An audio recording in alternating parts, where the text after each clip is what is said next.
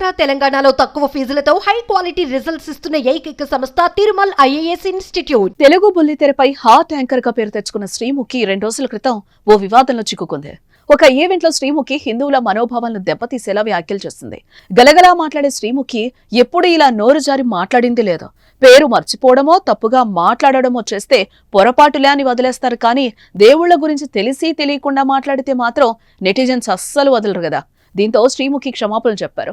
ఇంతకు శ్రీముఖి క్షమాపణలు ఎందుకు చెప్పాల్సి వచ్చింది, ఆమె చేసిన వ్యాఖ్యలంటే ఇప్పుడు చూద్దాం. ఇక ఈ మధ్య జరిగిన ఒక సంక్రాంతి ఈవెంట్ లో శ్రీముఖి దిల్రాజు బ్రదర్స్ ను పొగుడుతూ రామలక్ష్మణులు ఫిక్షనల్ క్యారెక్టర్స్ అనేది మనం అప్పట్లోనే విన్నాం, కానీ సాక్షాత్తు రామలక్ష్మణులు నా కళ్ల ముందు కూర్చున్నారు, ఒకరు దిల్రాజు ఇంకొకరు శిరీష్ అని చెప్పుకొచ్చింది. ఇందుకు సంబంధించిన వీడియో నెట్టింట వైరల్ గా మారింది. రామలక్ష్మణులు ఫిక్షనల్ క్యారెక్టర్స్ అనడంతో హిందువులు ఆమెపై ఫైర్ అయ్యారు. నీ ముత్తాత ఎవరో నీకు తెలియదు, అలా అని వారు ఫిక్షనల్ అవుతారా, వారు లేకపోతే మరి నువ్వెలా పుట్టావు, నువ్వు అసలు హిందువేనా అని కామెంట్స్ పెడుతున్నారు. నోరు జారి మాట్లాడినందుకు హిందువులకు క్షమాపణలు చెప్పాలని డిమాండ్ చేశారు. ఈ వివాదం పెనుదుమారంగా మారుతుందని భావించిన శ్రీముఖి సోషల్ మీడియా వేదికగా హిందువులకు క్షమాపణలు చెప్పుకొచ్చింది. అందరికీ నమస్కారం.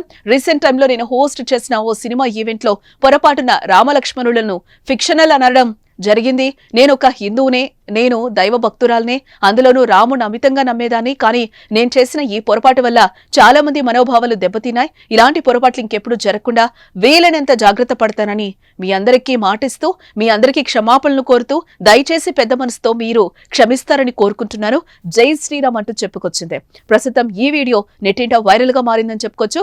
ఇక ఈ క్షమాపణపై కూడా పలువురు పలు రకాలుగా స్పందిస్తున్నారు. చిన్నపిల్ల పొరపాటు జరిగిందంటుంది, వదిలేయండి అని కొందరంటుంటే, ఇంకొందరు మాత్రం ముందు వెనక తెలుసుకోకుండా మాట అనేయటం, ఆ తర్వాత ఇలా ఎవరైనా మండిపడితే సారీ చెప్పడం అలవాటుగా మారిపోయిందని ఇంకొందరు కామెంట్స్ చేస్తున్నారు. మరి శ్రీముఖి క్షమాపణలతో హిందూ సంఘాలు శాంతిస్తాయో లేదో చూడాలి. రీసెంట్ టైమ్స్ లో నేను హోస్ట్ చేసిన ఒక సినిమా ఈవెంట్ లో పొరపాటున రామలక్ష్మణుల్ని ఫిక్షనల్ అనడం జరిగింది.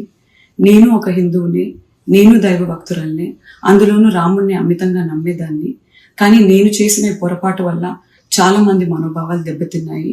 ఇలాంటి పొరపాట్లు ఇంకెప్పుడు జరగకుండా వీలైనంత జాగ్రత్త పడతానని మీ అందరికీ మాటిస్తూ మీ అందరికీ క్షమాపణ కోరుతూ దయచేసి పెద్ద మనసుతో మీ అందరూ నన్ను క్షమిస్తారని వేడుకుంటున్నాను. జై శ్రీరామ్.